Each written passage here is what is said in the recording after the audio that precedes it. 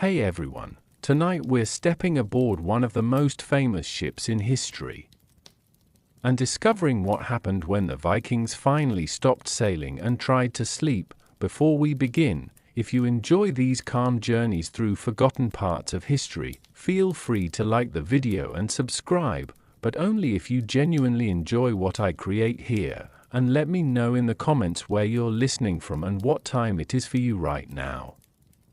It's always fascinating to see how many history lovers and people relaxing for sleep gather here from different places around the world. Now imagine standing on the deck of a Viking longship. The sun has disappeared, the ocean stretches endlessly in every direction.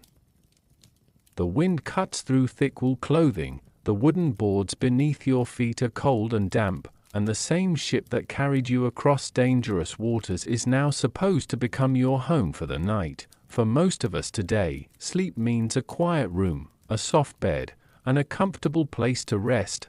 But for Viking sailors, sleep was something completely different. Their bed was a wooden ship, their walls were thin wooden boards, their blanket was often animal skin. And outside was a dark ocean that could change from calm to deadly within minutes. Every night, dozens of people had to find a small place to lie down. Warriors, sailors, and explorers rested close together while the ship moved beneath them. They listened to the waves hitting the hull, they felt the cold air passing through the ship, they smelled the smoke, salt water, wet clothing, and the remains of the day's journey. Yet somehow, these men crossed oceans, explored distant lands, and survived conditions that would feel impossible to many people today. Tonight, we are going to leave behind the myths of Vikings as only fearless warriors, and discover the ordinary moments that history rarely talks about, the quiet nights, the uncomfortable sleeping spaces, the strange routines, and the reality of trying to rest on a Viking ship while surrounded by the endless northern sea. Because history is not only about battles and kings, sometimes the most fascinating stories come from the simple moments. Like trying to fall asleep in the middle of an ocean. So make yourself comfortable, let the room become quiet, and join us as we uncover what sleeping on a Viking ship was really like. The last light of evening lingers on the horizon. A narrow ribbon of fading gold separates the darkening sea from the deep blue sky above. The ship no longer races forward beneath a full sail. The crew has spent the final hour of daylight lowering equipment, checking ropes, and preparing for another long northern night. There is no harbor waiting nearby, no comfortable inn, no warm room lit by candles, only the ship, only the sea, and only the people who must trust both. Around you, tired sailors move more slowly than they did during the day. The energy that carried them through hours of rowing and navigation begins to fade. Voices grow quieter. Conversations become shorter. Even the sea seems calmer now, as though it too is settling into the darkness. A few men sit along the benches where they spent the day rowing, others carefully inspect pieces of equipment that cannot be allowed to drift overboard during the night. Every object aboard has value. A lost tool could become a serious problem days later. A missing rope might matter when the weather changes unexpectedly. Life at sea teaches attention to small details. As darkness deepens, the horizon slowly disappears. The boundary between ocean and sky becomes difficult to see. Soon there is only darkness in every direction. For modern travelers, darkness often feels peaceful. For Viking sailors, darkness could feel very different. Beyond the edge of the ship lay unseen waters, unknown weather, hidden rocks near distant shores, and the possibility that tomorrow's journey might be very different from today's. Yet despite these uncertainties, sleep must come. Bodies exhausted by labor demand rest. Minds tired from constant vigilance begin to slow. One by one, sailors prepare for the most ordinary and most necessary task of all, finding a place to sleep. Not a comfortable place, not a private place, simply a place, and as the final traces of daylight disappear beyond the northern sea, the longship transforms. What was a vessel of travel during the day now becomes a floating shelter in the darkness, a fragile wooden home. Surrounded by endless water, the night has begun, and with it comes the first challenge every Viking sailor knew well: how to sleep aboard a ship that never truly stands still. The night has fully settled now, the last traces of daylight are gone, and the longship drifts beneath a sky scattered with distant stars. The sea breathes softly against the hull. Every now and then, a gentle wave taps the wooden planks, as though reminding the crew that even in darkness, the ocean never truly sleeps. Around you, the sailors begin searching for something precious, not treasure, not glory, simply a place to rest. For many people today, the idea of sleep comes with expectations. A bed, a pillow, a room of one's own. A Viking sailor knew none of these comforts while at sea. The truth is surprisingly simple: most Vikings slept exactly where they spent much of their day. On the ship itself, there were no cabins below deck on the famous longships that crossed northern waters. Unlike later sailing vessels, Viking longships were remarkably open. The deck stretched from bow to stern with very little protection from the world outside. Everything happened here: the rowing, the sailing, the eating, the conversations, and eventually, the sleeping. As the crew settles down, you begin to notice how carefully space is used. Every section of the vessel serves a purpose. The benches lining the ship are especially important. During daylight hours, these benches provide seats for rowers. But after sunset, they often become sleeping places. A sailor might stretch out along a bench if space allowed. Others lay directly on the deck between equipment and supplies. There was no assigned bedroom waiting for them. Only whatever small area could be claimed for the night. Imagine the feel of the wood beneath them: hard, uneven, cold from hours of exposure to sea air. The ship itself was built for speed and strength, not comfort. Its graceful shape helped it move efficiently through difficult waters, but that design offered little luxury to tired travelers. And yet, after a day of rowing, hauling ropes, navigating currents, and enduring harsh weather, exhaustion became a powerful ally. Sleep often arrived whether conditions were comfortable or not. Some historians believe that during longer voyages, sailors may have used bundles of clothing, folded cloaks, or animal skins to soften the wooden surface beneath them.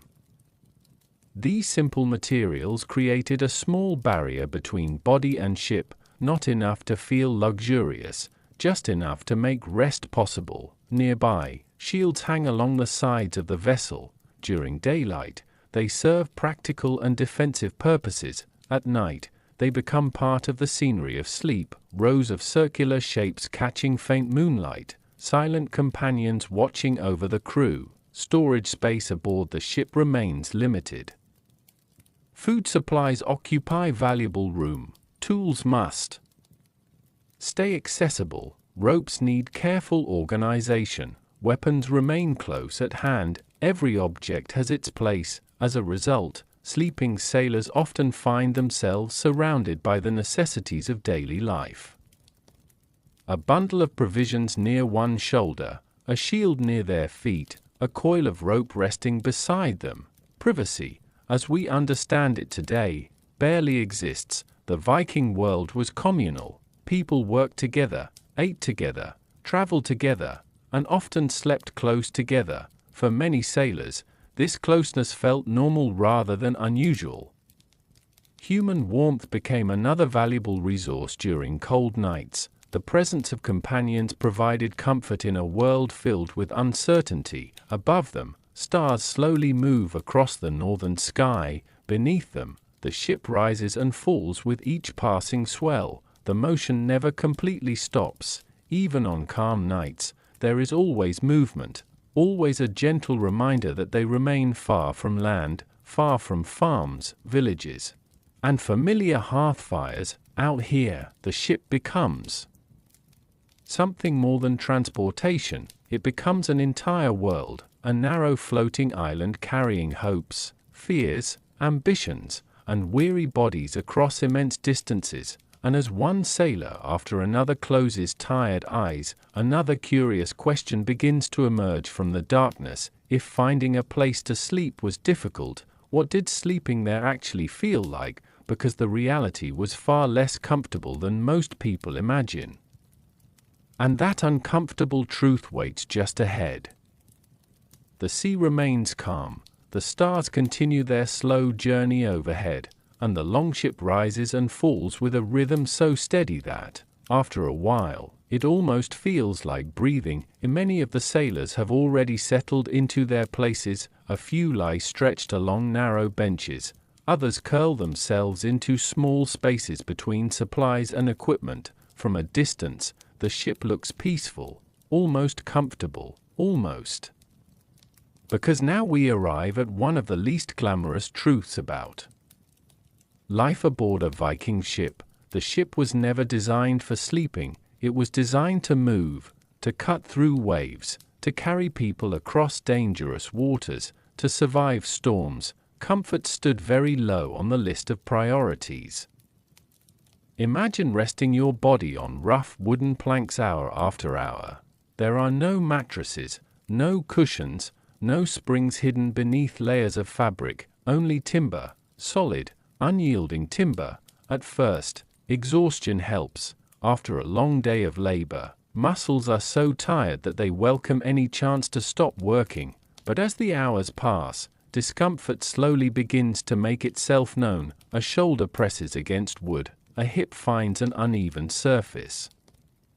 An arm loses feeling after remaining in one position for too long. The body constantly searches for relief. Small adjustments become part of the night's routine. Turn slightly, shift a leg, move an elbow, pull a cloak beneath your shoulder. Then try again. Sleep aboard a Viking ship often came in fragments rather than perfect stretches of uninterrupted rest. The vessel itself contributed to the problem. Even under clear skies, a ship is never truly still. The deck tilts, the hull rocks, the motion changes from moment to moment, sometimes gently, sometimes unexpectedly. The movement becomes part of every dream, part of every attempt to relax. For experienced sailors, this motion eventually feels familiar. The body learns to adapt. Yet even the most seasoned traveler cannot entirely escape another challenge: moisture. The northern seas carried dampness into everything. Salt spray drifted across the deck during the day. Mist settled onto wood after sunset. Cold air trapped moisture inside clothing and blankets. The result was a world that rarely felt completely dry. Imagine wrapping yourself in wool after sunset. At first it offers warmth, but traces of moisture linger. The fabric feels heavy. The chill never fully disappears. Hours later, you wake and realize your sleeve is damp, or your cloak has absorbed moisture from the deck beneath you. And many modern people have experienced an uncomfortable night's sleep because of a warm room. A Viking sailor faced the opposite problem.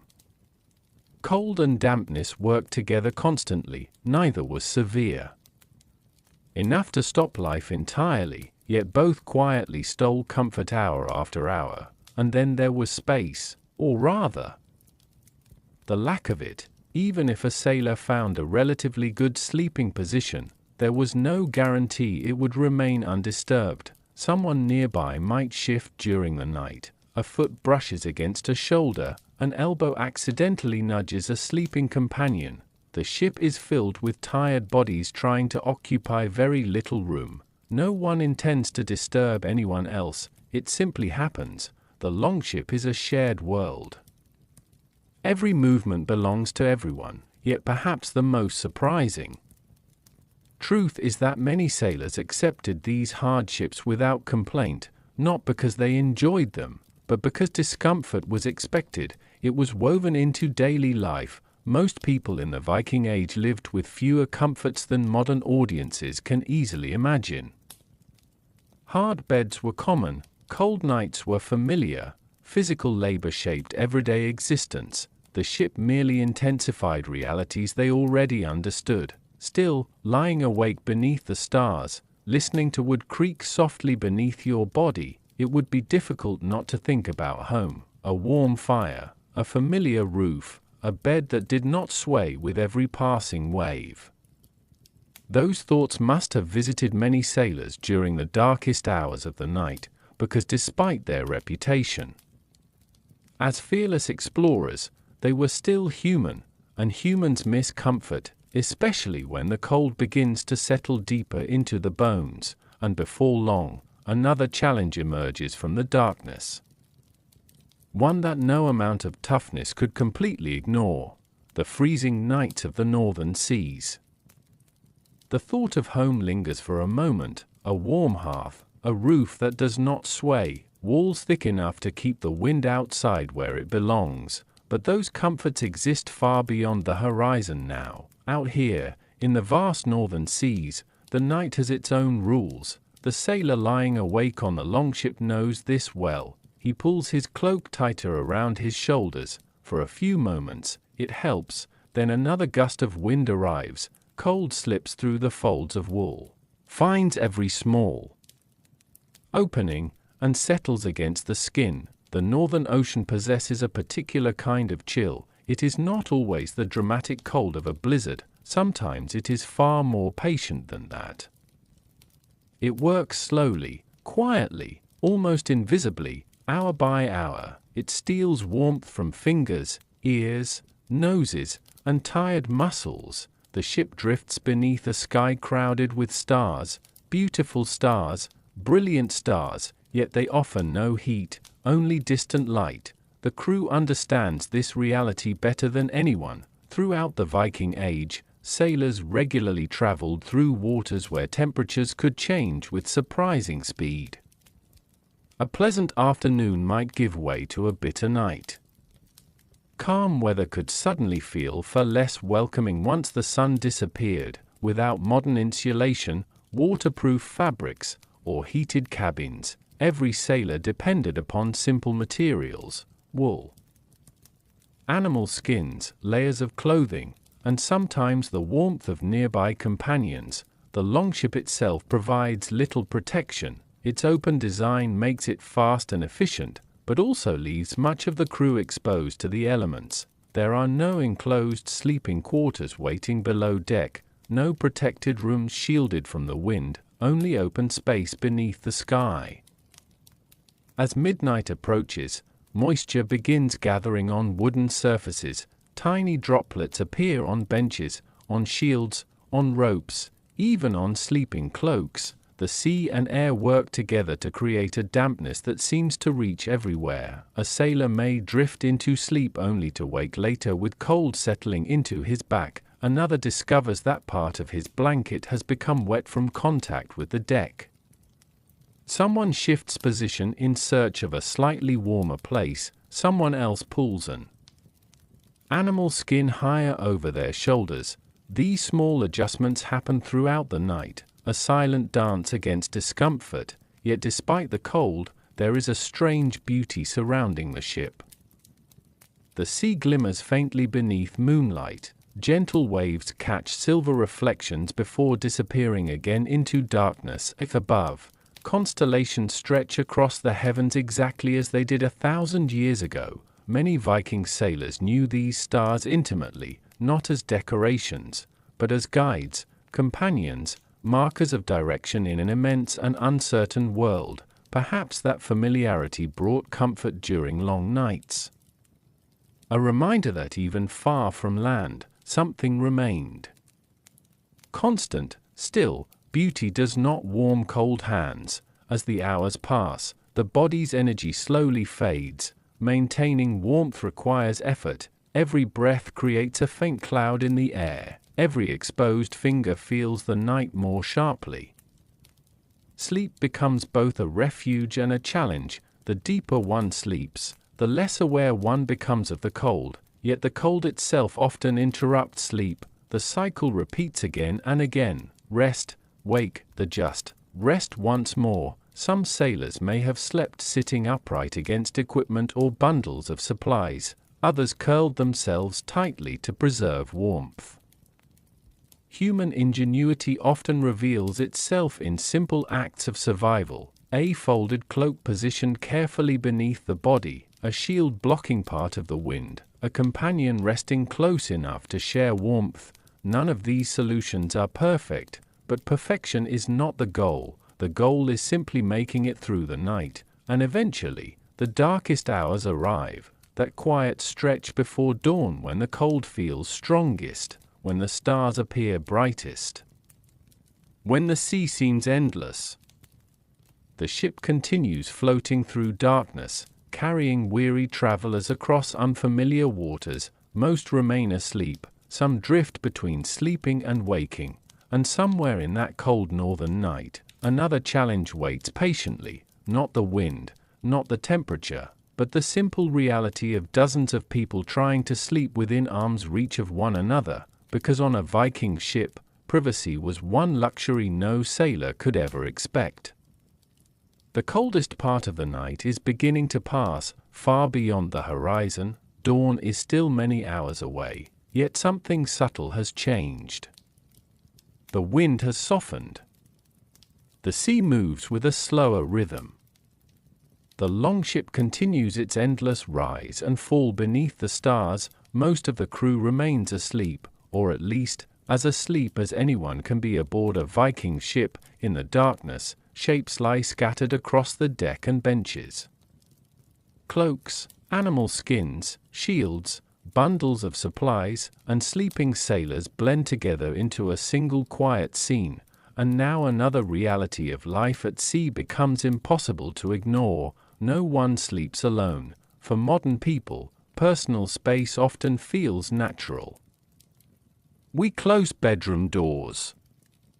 We spread out across beds. We expect a small area that belongs only to us. A Viking sailor crossing the northern seas lived by different rules. Space aboard a longship was precious. Every plank served a purpose. Every foot of deck mattered. There simply was not enough room for privacy. As a result, sailors slept close together, very close together. A man's shoulder might touch another sailor's cloak. A boot could rest only inches from someone else's head. An arm stretched too far might bump into a companion. During the night, at first glance, such conditions sound uncomfortable, and often they were, yet there was another side to this closeness. One that modern listeners may not immediately consider. Human beings have spent most of history living near one another. Families shared homes, travelers shared shelters, entire households often slept in the same room. The idea of sleeping completely alone would have seemed unusual in many parts of the Viking world. What feels crowded to us might have felt perfectly ordinary to them. As the ship drifts through darkness, dozens of lives rest side by side. Some sailors snore softly, others breathe with slow, steady rhythm. A few mutter brief words while dreaming. These sounds blend with the creaking timber and distant waves. Together they create the nighttime voice of the ship, a strange kind of lullaby. Not silence, but familiarity. Not privacy, but companionship. For younger sailors, especially those making their first long voyages, this shared presence may have offered reassurance. The ocean could feel enormous, the darkness endless, the future uncertain, yet nearby rested people who understood exactly the same fears and challenges. Veteran sailors, friends, relatives, neighbors from home, in difficult moments, that mattered. Of course, close quarters also brought practical challenges. People move while sleeping, someone rolls onto an elbow, someone pulls part of a blanket unintentionally, someone shifts position after a dream, a chain reaction follows, one sailor adjusts, then another, then another. the ship becomes a collection of tiny movements repeating throughout the night. No conflict, no complaints, simply the reality of many people sharing limited space.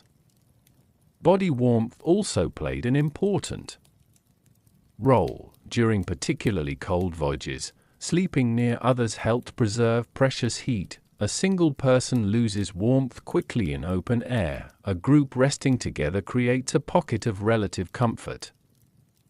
Not warm by modern standards, but warmer, and sometimes that small difference meant everything. The arrangement also reflected an important truth about Viking life.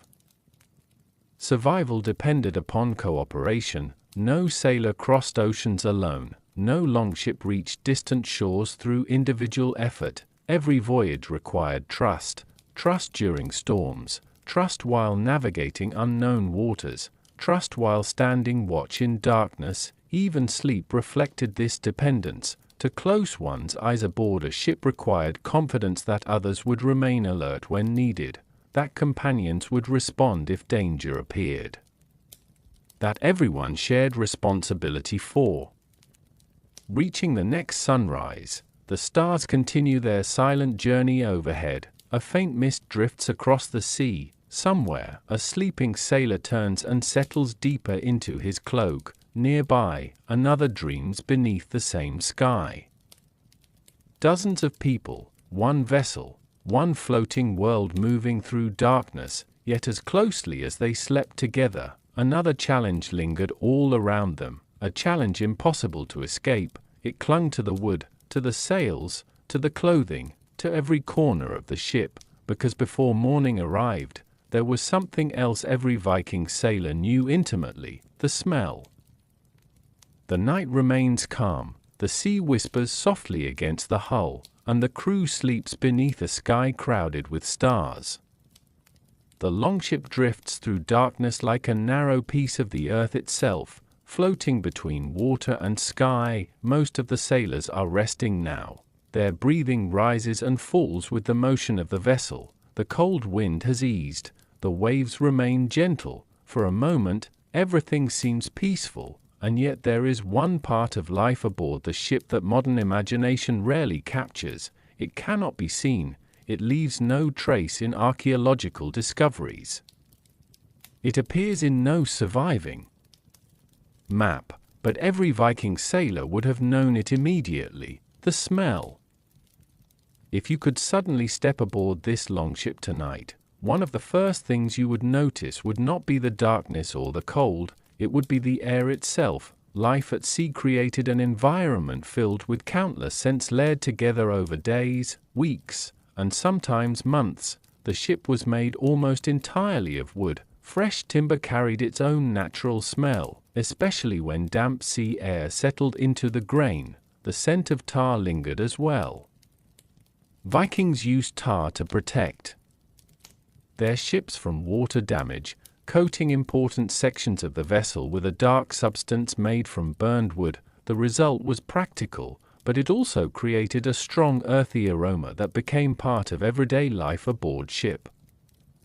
Beneath that scent came another: salt.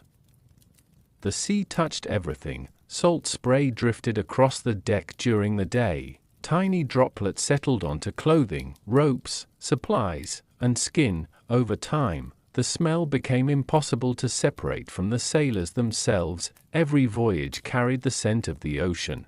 And then there were the people, dozens of people, working, rowing, sweating, sleeping, living together within a very limited space. Modern travelers can step into a shower after a long day. A Viking sailor crossing the northern seas had no such luxury. Fresh water was precious, every drop carried value. Using large amounts for washing was often impractical during extended voyages. As a result, clothing absorbed the evidence of daily life. Wool cloaks carried traces of smoke, sweat, sea air, and weather. Leather belts and boots developed their own familiar scents. Animal skins used for warmth added another layer to the atmosphere. None of this would have seemed unusual to the crew. It was simply normal. The smell of people surviving together, near the center of the ship rested food supplies, dried fish, preserved meat, grain, nuts, stored provisions intended to last through long journeys. These foods contributed their own subtle presence to the air, not overwhelming, but noticeable, particularly during quiet nights when little else competed for attention. Some voyages also included animals. Historical evidence suggests that certain ships occasionally transported livestock during migration or settlement expeditions. Imagine the additional scent such animals brought aboard. The ship became a floating world carrying everything necessary for life: humans, tools, food, animals, equipment, all sharing the same confined environment. And then there was smoke. Not every voyage involved fires aboard the ship itself, especially in dangerous conditions, yet smoke often lingered within clothing and belongings from fires used ashore. Many sailors carried the scent of distant campfires with them, a reminder of previous evenings spent on land, a memory woven into wool and leather. As the hours pass, these countless smells blend together: wood, tar, salt, wool, leather, food, sea air, human life. The result is not necessarily pleasant by modern standards, but neither is it entirely unpleasant. It is simply real: the smell of survival, the smell of travel, the smell of a world constantly moving across water. A sleeping sailor would scarcely notice most of it anymore.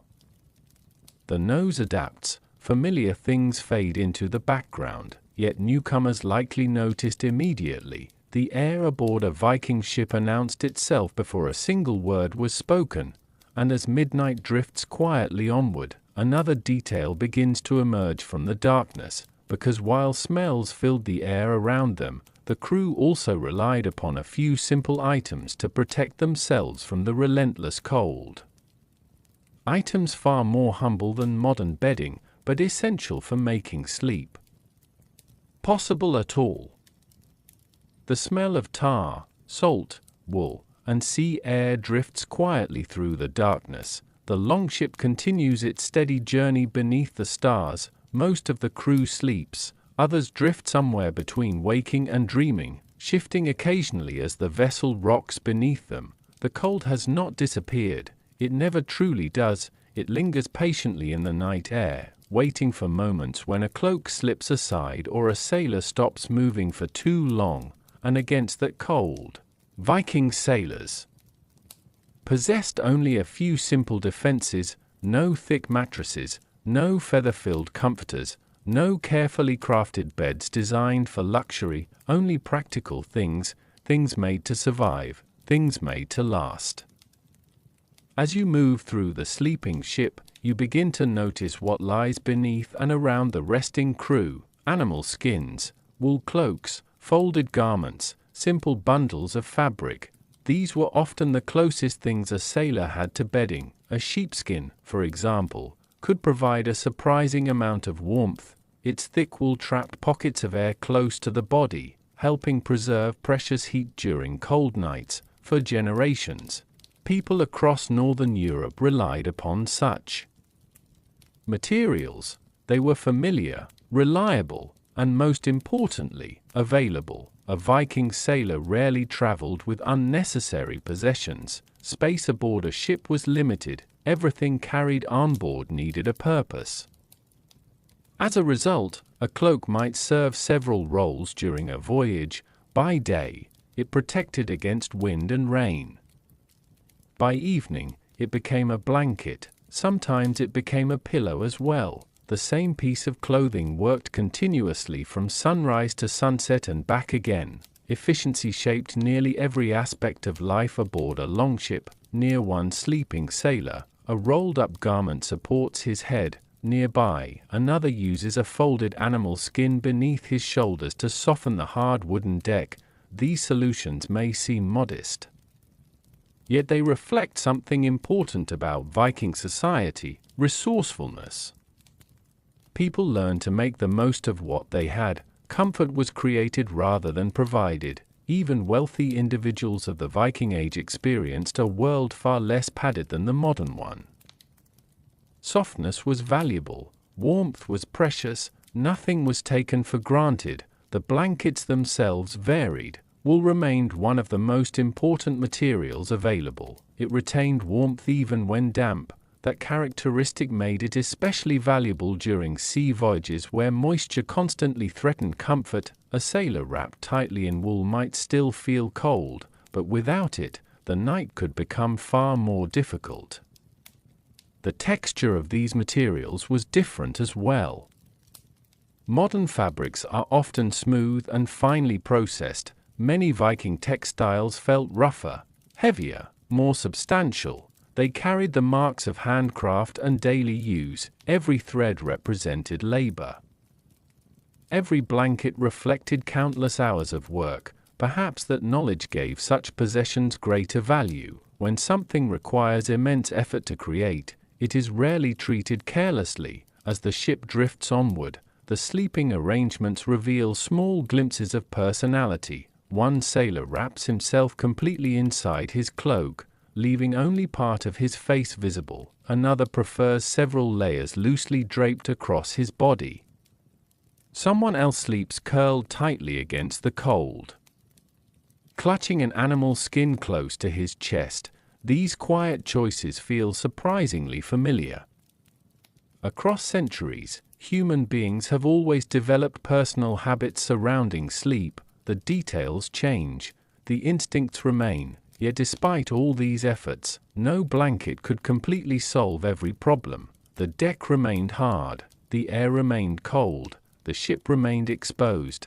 These simple sleeping materials helped, but they could not transform a longship into a comfortable bedroom. Instead, they provided something more realistic, a chance.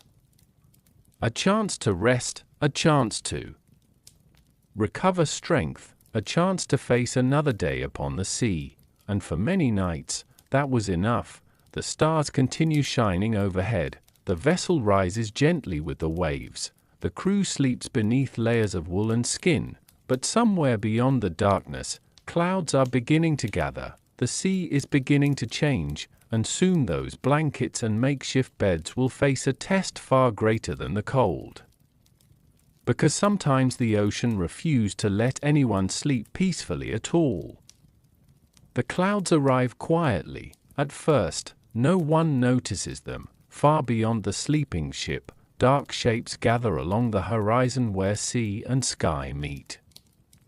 The stars that guided sailors only hours ago begin disappearing one by one behind a growing curtain of gray. The longship continues drifting through the night. Its crew remains wrapped in wool cloaks and animal skins. Most are asleep, some dream of home, others dream of distant shores still waiting beyond the sea. For a little while longer, the night remains peaceful, but the ocean has a habit of changing its mind. A cool gust of wind crosses the deck. One sailor stirs, not fully awake, just enough to pull his cloak tighter around his shoulders. Moments later, another gust arrives, stronger this time. The sail flutters softly, ropes shift, wood creaks. The ship seems to whisper a warning only experienced sailors can understand. Then comes the first wave, not large, not dangerous, simply different. The gentle rhythm that carried the vessel through most of the night begins to change. The longship rises slightly higher, drops a little farther. The motion becomes less predictable. Even sleeping bodies sense it. A few sailors open their eyes. The darkness feels different now. The air feels heavier. The sea feels restless. Storms rarely announce themselves with dramatic introductions. Often they arrived gradually. Small signs appeared first: changing winds, shifting clouds, altered wave patterns. Experienced crews learned to recognize these clues long before the worst weather arrived. A man near the stern sits up and studies the sky. Another listens to the wind. A few words are exchanged quietly. No panic, only caution. The ocean deserves respect. Nothing more, nothing less. Soon more sailors awaken. Those responsible for navigation and watch duties begin moving across the deck. Their boots thump softly against damp wood. Equipment is checked. Loose items are secured. Ropes are inspected again. The sleeping ship slowly transforms into a working ship once more.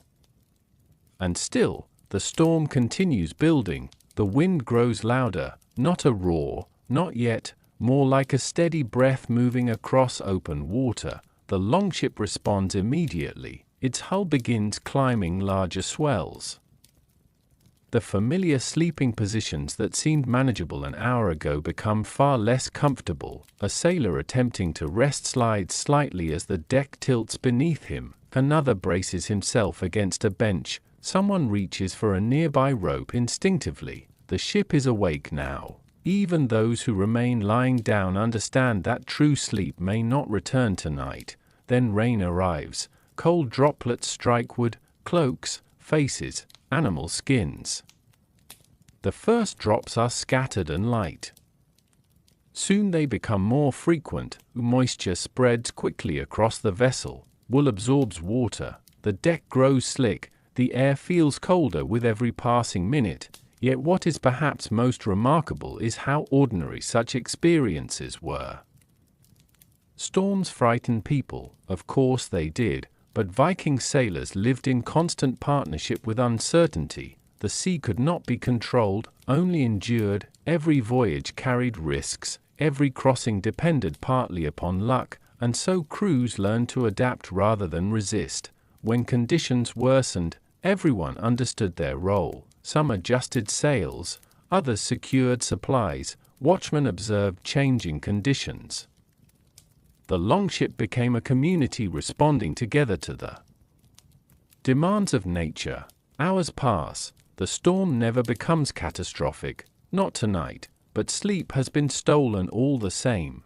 The deck pitches and rolls. Wind hums through rigging. Rain taps steadily against wood.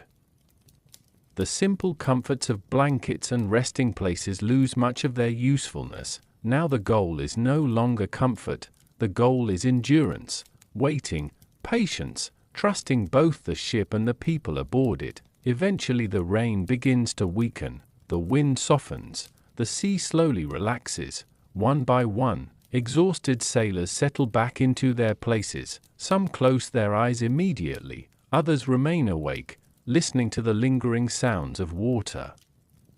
Because after a night like this, one lesson becomes impossible to forget. On a Viking ship, danger never rested very far away. And that is precisely why many sailors chose to sleep with something important always within reach. Their weapons. The storm has passed. What remains is silence, not the deep, complete silence of empty land, but the softer silence of a world still in motion. Where waves continue to roll, wind continues to breathe, and a longship continues its steady journey through the northern night. The deck is wet now. Wood glistens faintly under returning starlight. The crew has settled again, one by one, returning to whatever rest the sea still allows. But something has changed after the storm. A quiet habit becomes more noticeable now, a detail that was always there, but rarely thought about deeply. Everywhere you look, weapons are close, very close. A sword laid beside a sleeping body, a spear resting within arm's reach. A shield propped just beside a bench where someone lies curled beneath a cloak. To a modern eye, it might feel unsettling at first. To a Viking sailor, it was simply normal, because on the open sea, safety was never guaranteed, not even for a moment. The longship was not only a vessel of travel, it was also a fragile boundary between survival and danger, and weapons were part of that boundary, not always for battle. Sometimes just for reassurance, the kind of reassurance that allows a tired mind to close its eyes. As the crew settles into rest, their weapons do not feel separate from daily life. They belong there, like ropes and sails and wooden planks. A sword was not an ornament. It was a tool. A spear was not decoration. it was readiness, even at night, when exhaustion pulls the body toward sleep. Awareness of the world never fully disappears. Some sailors place weapons carefully, almost ritualistically, within reach before lying down. Not out of fear in the moment, but out of understanding shaped by experience. The sea is unpredictable. Strange sounds can appear in the dark. Unknown ships may approach in distant waters. Shifting alliances or sudden dangers ashore are always part of the wider world they travel through, and so the habit forms naturally. Sleep lightly, stay ready. Nearby, one sailor rests with his hand loosely touching the hilt of his blade, not gripping it. Just aware of it, another has placed his shield in a position that could be lifted instantly if needed. Someone else sleeps with a spear laid parallel to his body, almost like a quiet companion, yet despite this readiness, there is no tension in the air. No constant fear. The crew has learned something important over countless voyages. Constant anxiety does not help survival. Balance does. The ability to rest, even while prepared, becomes a skill in itself, a kind of trust in the world around them, trust in the ship, trust in the crew, trust in experience. The longship continues its slow movement through dark waters. Above, the stars return fully now that the storm clouds have passed. Their reflection shimmers faintly across the sea surface. For a moment, everything feels almost unchanged from earlier in the night, almost peaceful, but the presence of weapons tells a different story, a quiet reminder that peace aboard a Viking ship is always layered over readiness, always held gently above uncertainty. And yet, as strange as it may sound, this closeness to danger does not prevent sleep. In fact, it often encourages it, because knowing that protection is within reach allows the mind to relax just enough to drift away. One by one, sailors surrender again to exhaustion. The rhythm of the waves returns to dominance. The creaking wood becomes softer. The night stretches forward once more. But somewhere in the back of every resting mind, a silent understanding remains. On this ship, sleep and survival are never fully separate things. They exist together, side by side, just like the men themselves. And as the night deepens again, another sound begins to emerge from the darkness. Not the storm, not the wind, but something far more ordinary and far more constant, the slow rhythm of water against wood. The night has settled again. The storm is nothing more than a memory now, carried away somewhere beyond the horizon where sea and sky disappear into each other. The longship moves steadily forward, as if nothing ever disturbed its rhythm, but sleep aboard a Viking ship is never truly silent. Even in the calmest moments, the world speaks, softly, constantly, and if you were lying there among the crew, eyes closed beneath the northern stars, the first thing you would notice is not what you see, but what you hear. The ship has its own voice. It begins with the wood, a slow, familiar creaking sound that rises and falls with every wave. The planks shift slightly under pressure. Not breaking, not weakening, just responding to the sea as they were designed to do.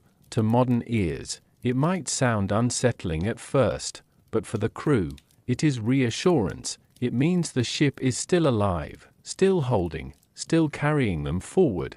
Then comes the water, a steady rhythm against the hull, not violent now, not like the storm. Instead, it is almost gentle, as though the sea has softened its touch during the night.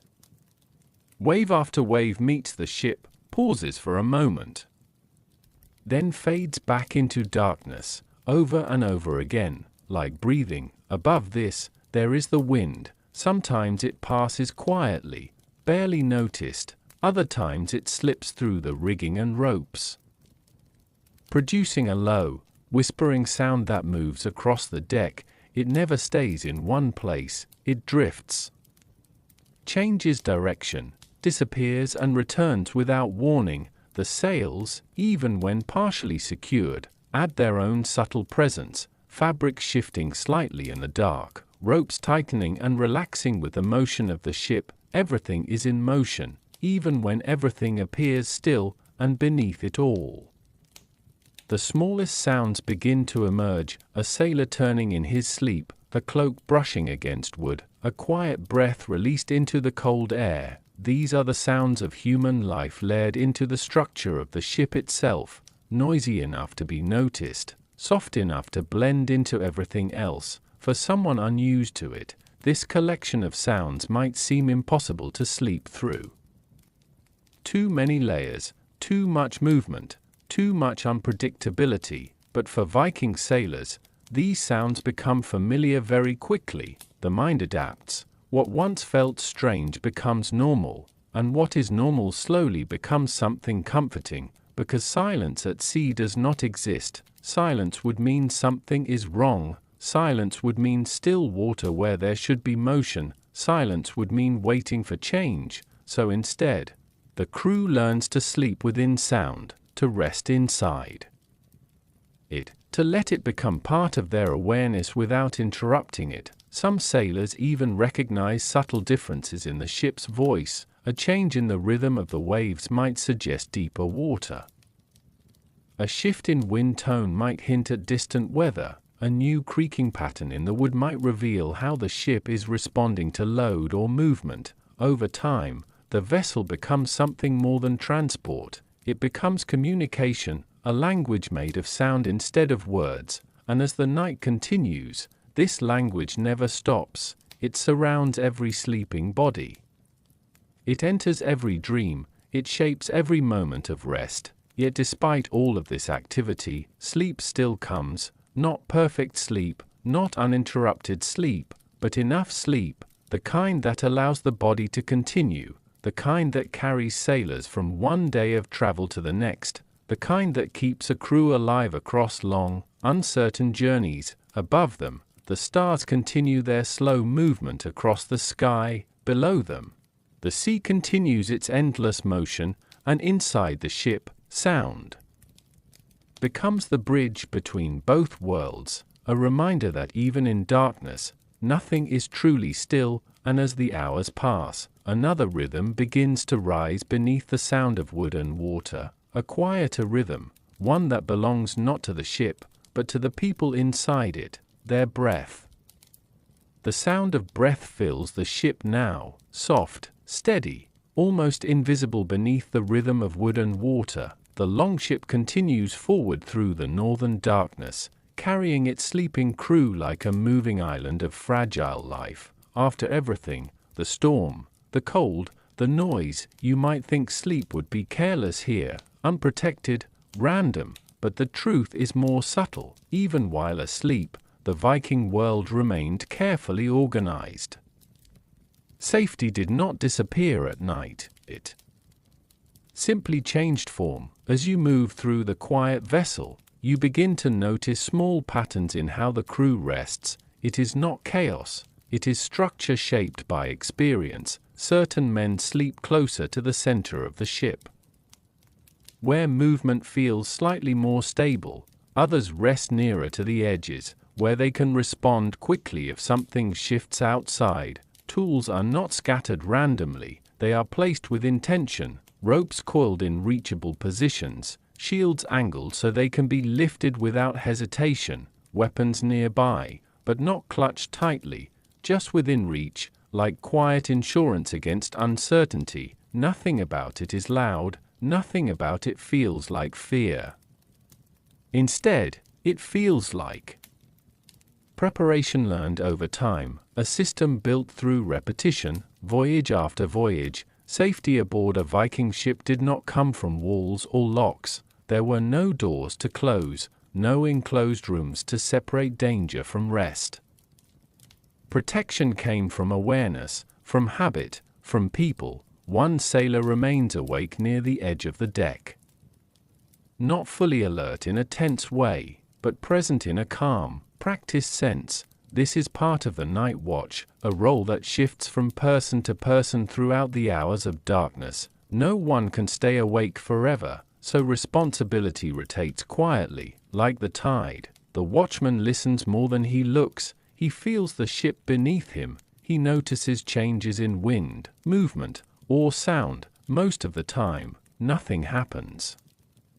And that is exactly how it should be. A safe night at sea is often a quiet one. Below him, the sleeping crew trusts this system without needing to think about it. Trust is not spoken aloud, it is built through shared journeys, shared storms, shared survival. Even the placement of bodies reflects this trust. Men sleep close enough to notice if something goes wrong, but not so tightly packed that movement becomes impossible. There is space for reaction, space for awareness, space for the ship itself to move without resistance. And yet, despite all these precautions, danger is never imagined as something constant that would make sleep impossible. Instead, it is treated as something possible, but not expected, a quiet difference that allows the mind to rest while staying prepared. The ship itself plays a role in this safety. Its design is low and flexible, allowing sailors to sense changes in water quickly. If something shifts in the sea, the vessel responds immediately. Those aboard feel it through the deck long before they see it. In this way, the ship becomes an extension of awareness, a partner in vigilance. Above, the sky remains open and endless. No mountains of rock, no forests of obstruction, only stars, scattered like distant fires across a black ceiling. The watchman occasionally looks upward, not for comfort, but for orientation. The world here is large, but not unknowable. Time passes slowly, the kind of slow that belongs to night at sea, the kind that stretches thoughts thinner and quieter. One by one, sleeping sailors adjust their position slightly, unconsciously aligning with the ship's motion. Even sleep learns the rhythm of travel. And then, somewhere in the darkness, a faint sound breaks the pattern, not alarming, not dramatic, just different enough to be noticed. The watchman turns his attention toward it. The crew remains asleep, the ship continues moving, and for a brief moment, the entire world narrows into listening, because on a Viking ship, safety was never about eliminating uncertainty, it was about responding to it together, and whatever comes next will always depend on how quickly that response begins. The faint sound in the darkness fades, no alarm follows, no sudden movement breaks the night, only the steady continuation of the sea beneath the longship, and the quiet awareness of the man standing watch. Above him, stars remain fixed in their slow, patient journey across the sky. Below him, the crew sleeps in scattered stillness, and between these two worlds, sleep and wakefulness, there exists a system that keeps everything balanced, the night watch. It is not a single moment, but a rhythm, a rotation, a shared responsibility passed quietly from one sailor to another as the night deepens. No one remains awake forever. No one sleeps without eventual interruption. Time is divided not by clocks, but by trust and necessity. The man on watch does not stand as a guard in the dramatic sense often imagined in stories. There is no fortress wall to defend, no gate to hold. Instead, his role is subtler. He becomes an extension of awareness for the entire ship, listening, observing, feeling the environment rather than controlling it.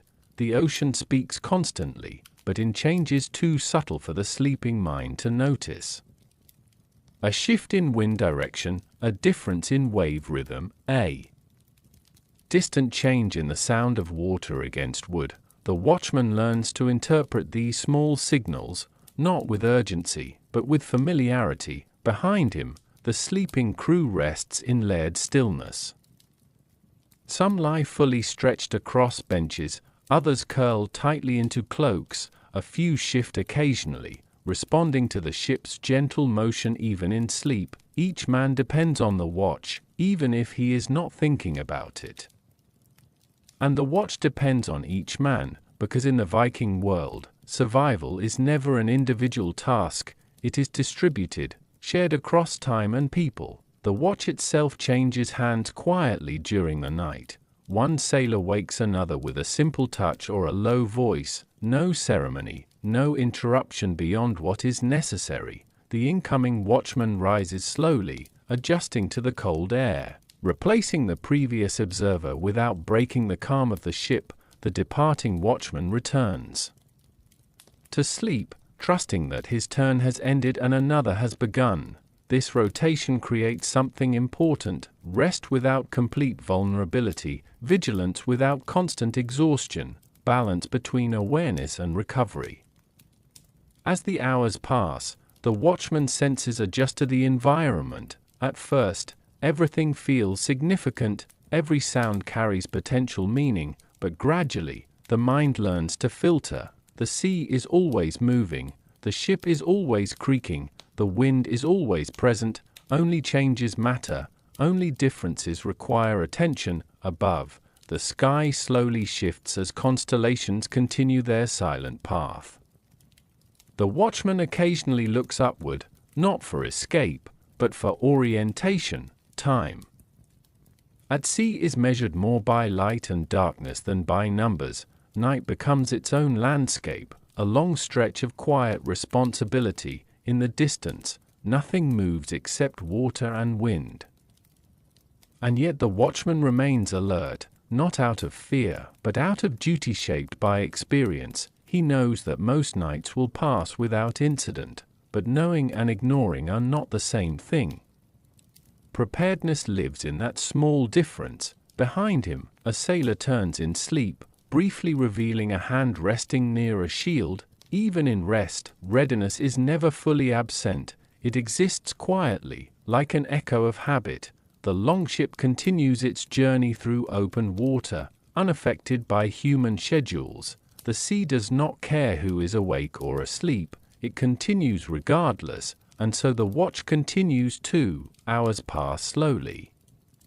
The wind softens, then returns. The water changes its tone against the hull, and eventually, the watchman notices something familiar. The sky is beginning to change again, not suddenly, not dramatically, but with the slow patience that belongs to the end of night.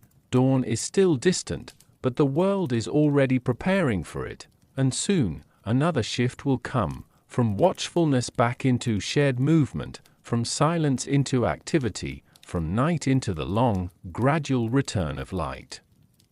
The first hint of dawn has not yet arrived, but the night is no longer at its deepest point. Something in the air begins to shift, subtle and almost unnoticeable, as if the world itself is slowly adjusting its breath. On the longship, the crew begins to stir again, not in urgency, not in alarm, but in the quiet rhythm of routine that follows every long night at sea, before sleep fully settles into the body.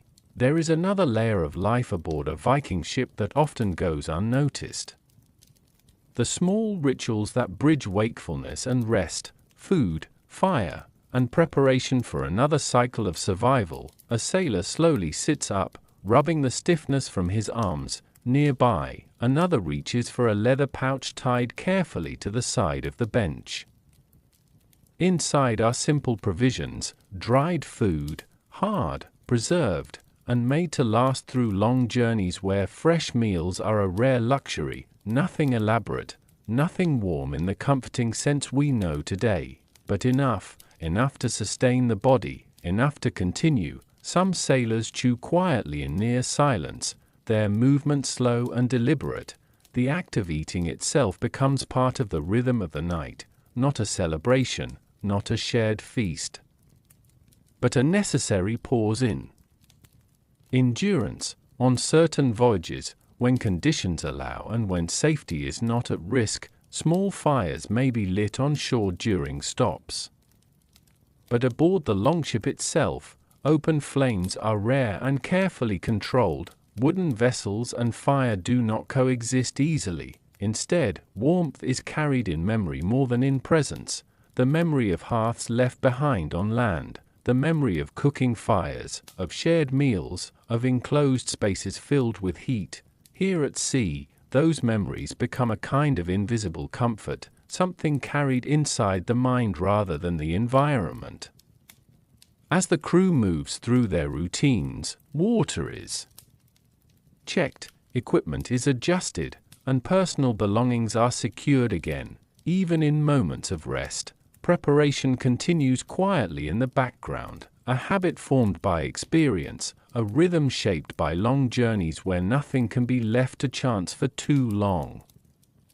Some sailors stretch their limbs slowly, easing the tension built up from sleeping on hard wooden surfaces. Others quietly exchange a few words, voices low enough not to disturb those still resting.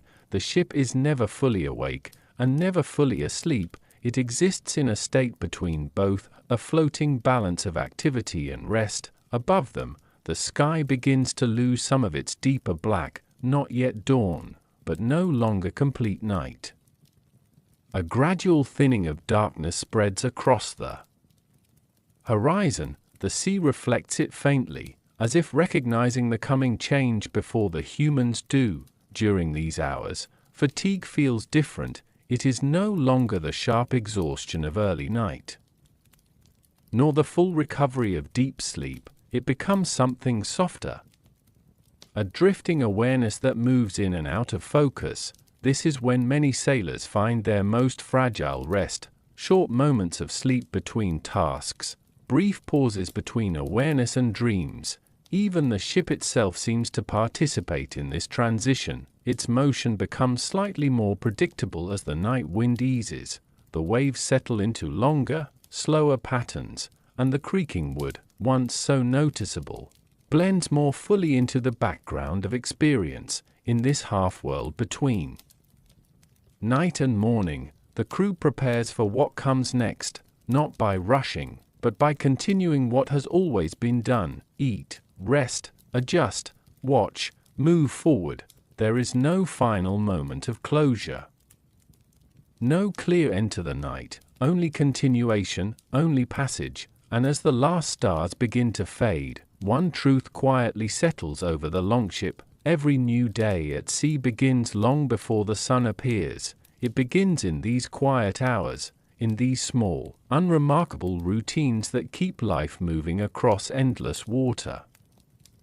The horizon is still dark, but it is no longer the darkness of night alone. It has become something softer, lighter at the edges, as if the world is slowly remembering how to exist again. On the longship, most of the crew is still resting, though sleep now comes in lighter layers. The deepest hours have passed, and what remains is a quieter, more fragile kind of stillness. This is often when the mind begins to wander, not because anything is wrong, but because long journeys at sea create space for thought, endless space. Days at sea do not move like days on land. There are no changing streets, no shifting landscapes, only water, sky, and the steady motion of a wooden vessel carrying everything familiar into unfamiliar directions. At first, this can feel freeing. The world becomes simple: sail, row, rest, repeat. But over time, simplicity can also become something else, a quiet test of the mind. A sailor lying awake during these long voyages may find thoughts drifting further than intended. Home begins to appear in memory with unexpected clarity, not just as a place, but as details: a familiar doorway, the sound of voices inside a room, the warmth of a fire that does not move beneath your feet. These memories arrive uninvited, not painful, but persistent. For some, this brings comfort. For others, a gentle restlessness. The sea offers no distraction from thought, no crowded streets, no changing scenery. Only repetition, wave after wave, day after day, and in that repetition, the mind begins to turn inward. Still, Viking sailors were not strangers to this experience. Many had grown up in environments shaped by nature's slow rhythms. Seasons mattered more than hours, weather shaped routine more than schedules. Silence was not unusual, so the mental weight of the sea did not feel entirely foreign. But extended voyages introduced something different. Distance from everything familiar, not just physically, but emotionally. Even when surrounded by companions, a sailor could feel the subtle awareness of being far from anything permanent.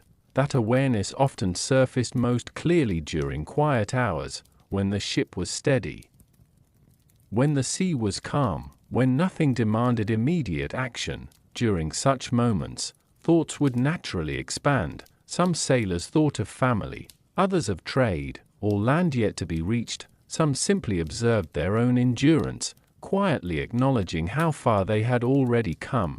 The mind at sea does not always move in straight lines. It circles, returns, revisits, and slowly adjusts to the reality of distance.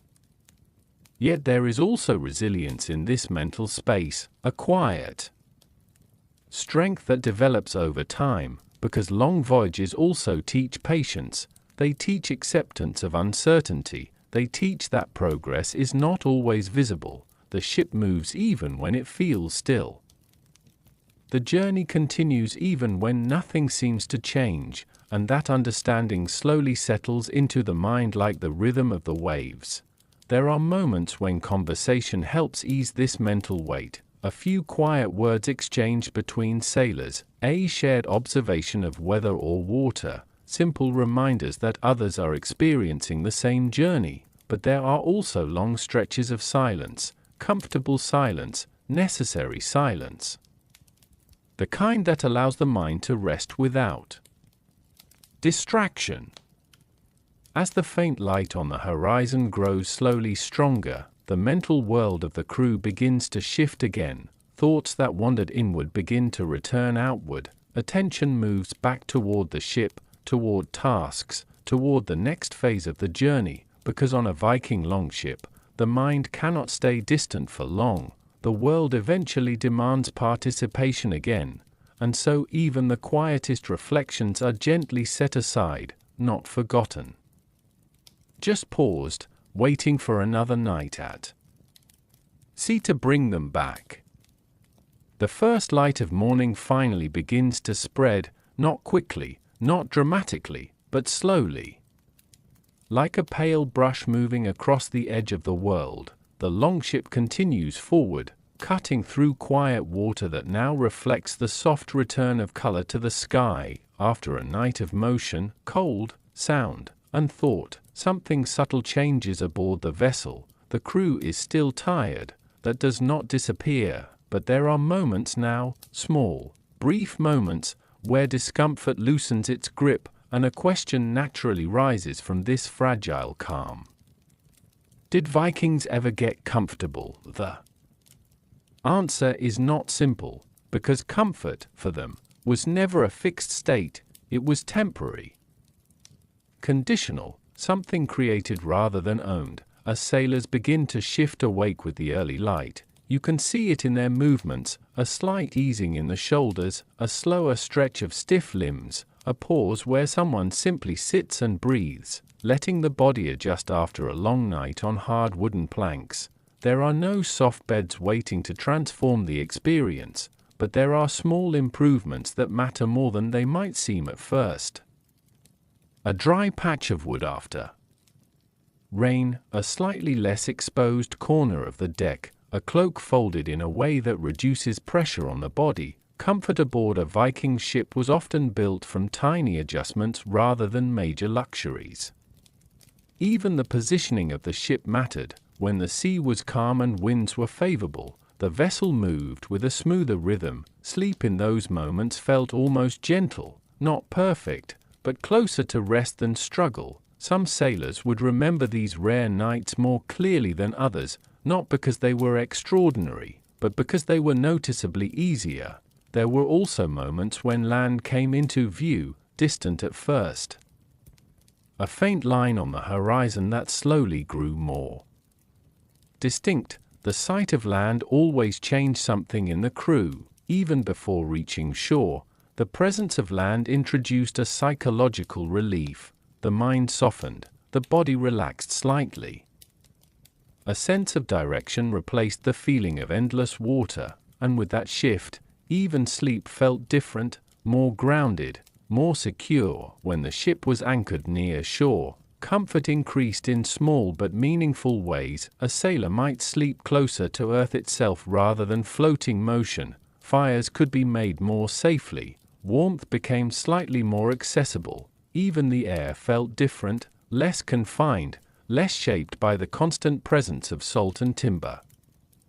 But these moments were not permanent. They were pauses between journeys, between departures and arrivals, and so the crew learned not to depend on them too heavily. True Viking life at sea was defined not by comfort, but by adaptation, the ability to accept conditions as they were, while still finding ways to improve them. A rolled cloak could become a pillow, a shield could become a barrier against wind, a calm patch of sea could become a rare opportunity for deeper rest.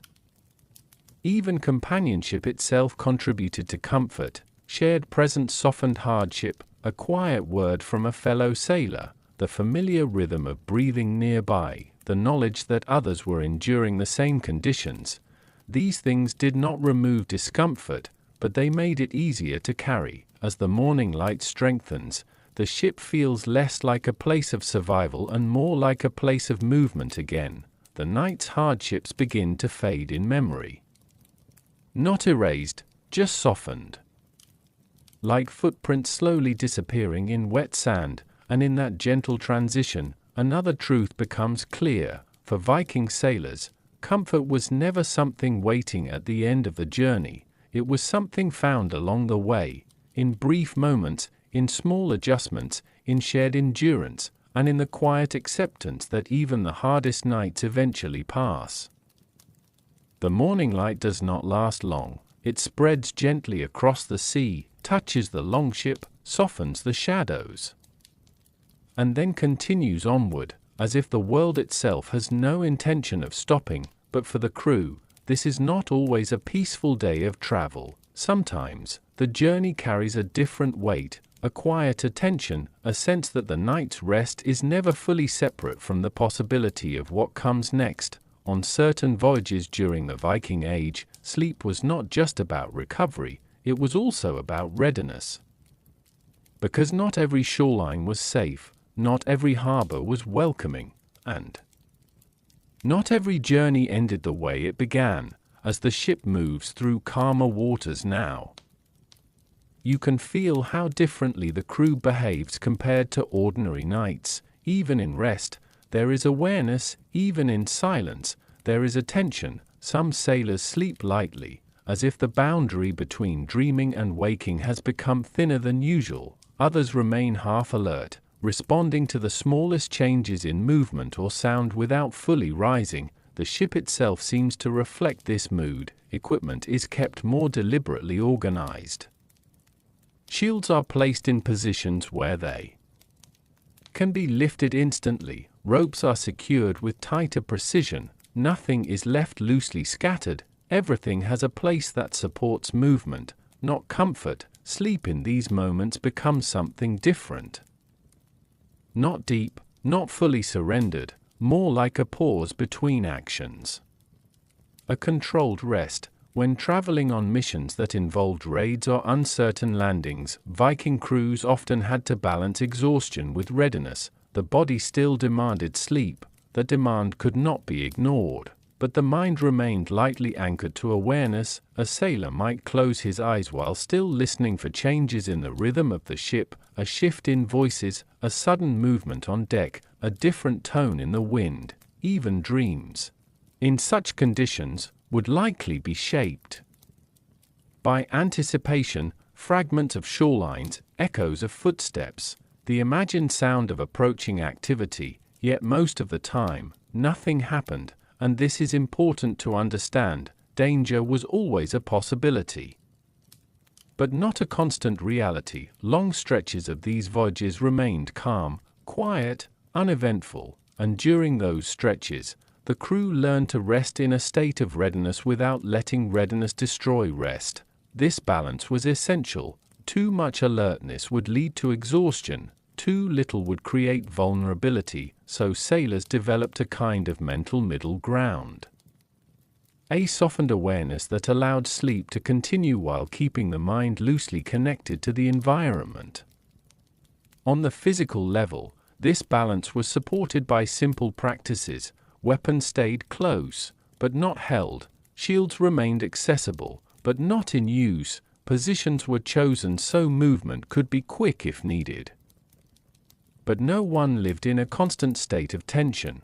That would make survival impossible over long journeys. Instead, life aboard the ship moved between phases. Rest, awareness, rest again. And through it all, the sea remained unchanged in its indifference. Waves did not care about purpose. Wind did not distinguish between peaceful travel and uncertain missions.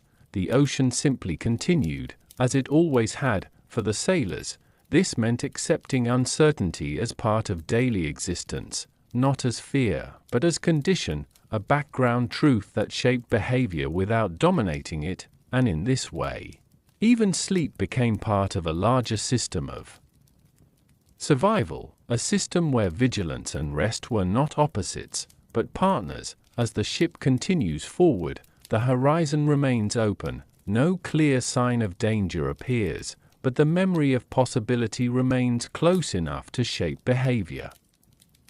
And that is enough to influence how bodies rest, how minds drift, how silence is understood, because on a Viking ship during uncertain voyages, even sleep carries the awareness that the world beyond the deck is never fully predictable and still. It must be entered, night after night. The sea remains calm again, the kind of calm that does not feel empty, but full. As if the ocean itself is holding its breath between moments, the longship moves steadily forward beneath a pale sky, carrying more than warriors, more than weapons, more than the memory of raids and survival, because not every person aboard a Viking ship was a warrior, and not every journey was driven by conflict. As the camera of imagination drifts across the deck, something quieter begins to appear, human variety.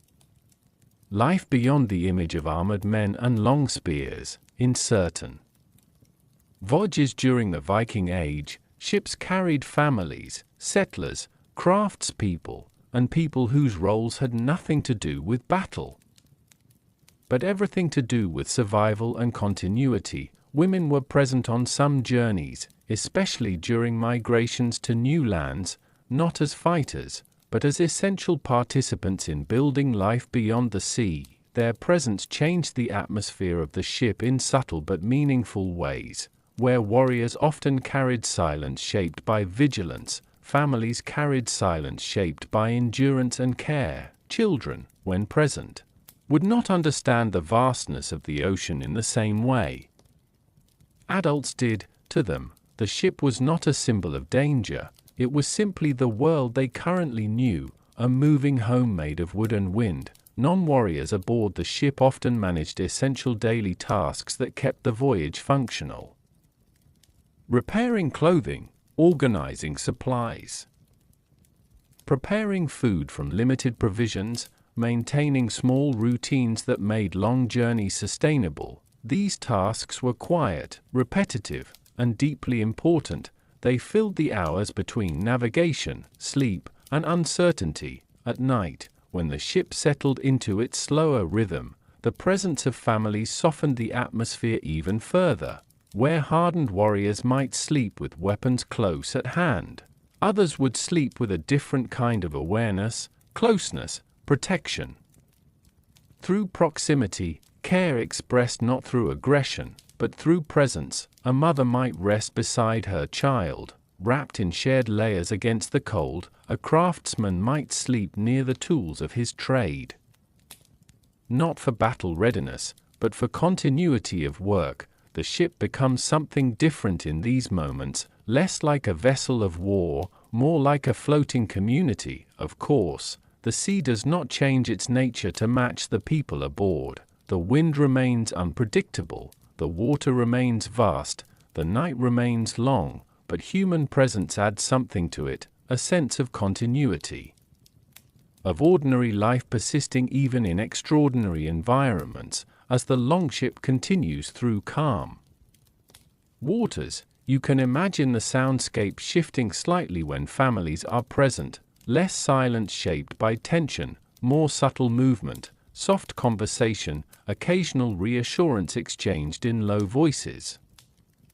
And when sleep arrives, it is shared not only in space, but in rhythm, people resting at similar times, waking at similar intervals.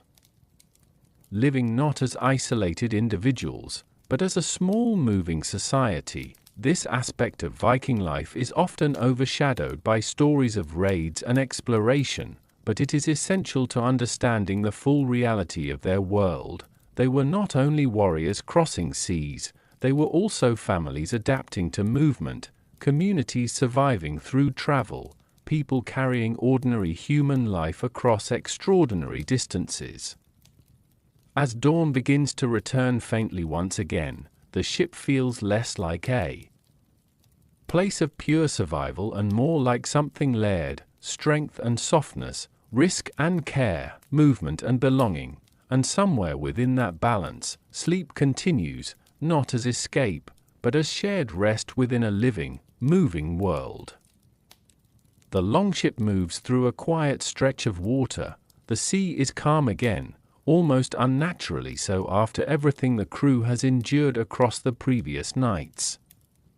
The rhythm of the waves is steady, like a slow, patient heartbeat beneath the wooden hull. Most of the sailors are asleep, some lie stretched across benches, others curl into cloaks and animal skins, their bodies finally still after long hours of movement, cold, and uncertainty. And yet, even in sleep, the mind does not fully rest. It travels, it remembers, it transforms reality into something softer. Or sometimes something stranger. For a Viking sailor, dreams were not separate from life at sea, they were shaped by it. The ocean, the ship, the wind, and the endless horizon all entered the mind and reappeared in different forms during sleep. A wave might become a road, a storm might become a crowd of shifting voices. The creaking of wood could turn into footsteps from a distant shore. Dreams often borrowed from what surrounded the sleeper most, and for these sailors, that meant the sea itself became the language of the subconscious. There were dreams of home, not always detailed. Sometimes just fragments, a warm room that no longer exists in full clarity, a face that feels familiar but cannot be fully seen, the sound of a fire cracking in a space that feels far away. These dreams did not always bring comfort, but they brought connection, a reminder that another world still existed beyond the endless water. Other dreams were shaped by distance and travel, journeys without end, shorelines that never quite arrive. Ships that sail across water that seems to stretch forever without reaching land. In these dreams, the mind reflects the reality of long voyages. Time becomes fluid, direction becomes uncertain, yet the movement never stops. Some sailors may have dreamed of storms they had already survived, replayed in quieter forms, not as fear, but as memory reorganized during sleep. The mind taking what it experienced and reshaping it into something it can process more easily. Others might dream of land that does not belong to memory at all, strange places, unfamiliar forests, silent fields beneath unfamiliar skies. The human mind at sea does not only recall what is known, it also creates what is missing. Stillness, safety, meaning. In a world defined by constant motion, dreams often become a form of internal balance. When the body cannot rest in softness, the mind constructs its own version of softness. When the environment is unpredictable, the subconscious tries to organize it into patterns. Even weapons, tools, and ship sounds appear in altered forms. A shield might become a doorway, a rope might become a path. A sail might become a moving sky. These transformations are not strange to the sleeper, they feel natural while they happen. Only upon waking do they begin to fade into fragments. As the ship continues forward through the night, Each sailor experiences his own private world. Yet all of them remain connected by the same environment, the same motion, the same sound of water against wood. Dreams differ, but the source is shared, and perhaps that is what makes sleep aboard a Viking ship unique. Even in the most private moments of the mind, the sea is still present, guiding thought, shaping imagination, softening memory, or sharpening it into something more vivid than waking life. Eventually, as dawn approaches again, these dreams begin to dissolve, not suddenly, but slowly, like mist lifting from the surface of water, and the sailors return, one by one, to the wooden reality of the ship, to the cold air, to the movement of waves, to the continuation of the journey. But for a few moments after waking, remnants of those dreams still linger, like echoes carried from another world.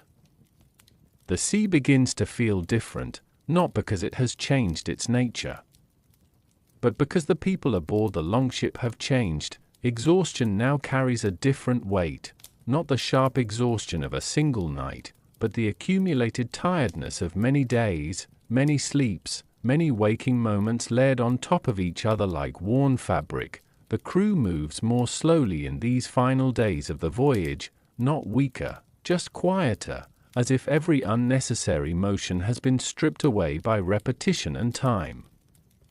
The ocean still stretches endlessly in every direction. But something subtle shifts in how it is perceived. It is no longer infinite in feeling, it is becoming a path, a passage leading somewhere. And that simple change transforms everything aboard the ship. Sleep, in these final days, becomes deeper in some ways and lighter in others. Deeper because the body has learned to surrender more easily to exhaustion, lighter because anticipation quietly sits beneath every resting moment. Even when eyes are closed, the mind is no longer fully detached. There is a sense that something is approaching, not danger, not uncertainty, but arrival. Sailors begin to wake slightly earlier, not by command, but by instinct, a shared awareness that time is shifting, that the journey is nearing its conclusion. The night watch still continues, but even it feels different now, less about guarding against unknown threats, and more about guiding a known destination into view. The ship itself seems to participate in this change. Its movement feels more purposeful, even when the sea remains unchanged. Waves are no longer just obstacles or rhythms. They are part of a direction, part of a return. As dawn breaks during these final days, light reveals tired faces that have become familiar through shared endurance. Men who once felt like strangers now exist within a silent understanding. There is no need for constant speech, no need for explanation. They have lived the same nights, shared the same cold, endured the same endless water. And that shared experience now settles between them like an unspoken bond. Food routines continue, but they feel slightly different too, less about survival in isolation, more about preparation for arrival. Small changes in behavior begin to appear. Gear is checked more carefully, clothing is adjusted more deliberately. Everything slowly shifts toward readiness for land. Even sleep begins to change shape. Naps become shorter, rest becomes more alert. Dreams feel closer to waking life, as if the mind is already half focused on what comes next. And yet, the sea remains unchanged in appearance, calm, wide, unbroken.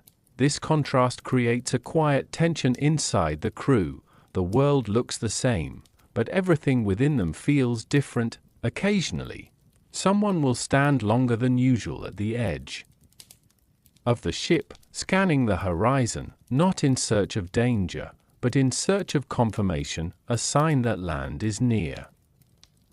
A shape that breaks the perfect line between sea and sky, and when nothing appears, they return to their place with patience, because they know the ocean does not hurry for human expectation. Time continues its slow rhythm, sleep continues its imperfect cycles, and the voyage continues toward something that is still just out of sight, but everyone aboard understands now that the journey has entered its final stage, even without words. Even without certainty, it is felt, in the air.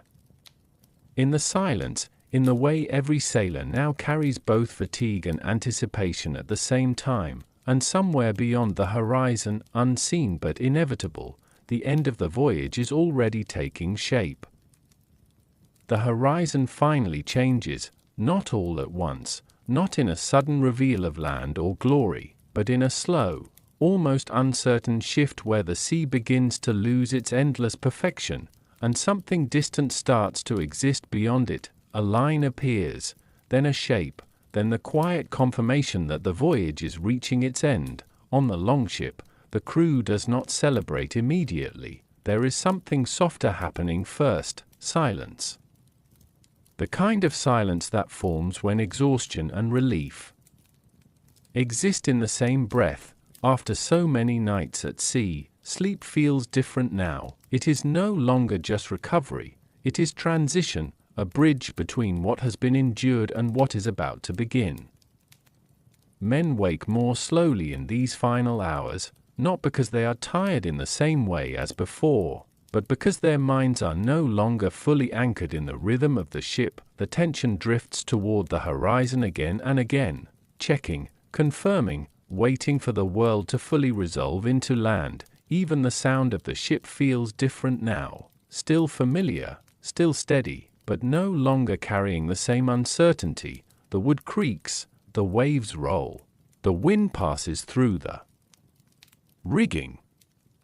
But everything feels slightly more meaningful, as if each sound is part of something approaching completion. Sleep during these final nights becomes fragmented, short, uneven.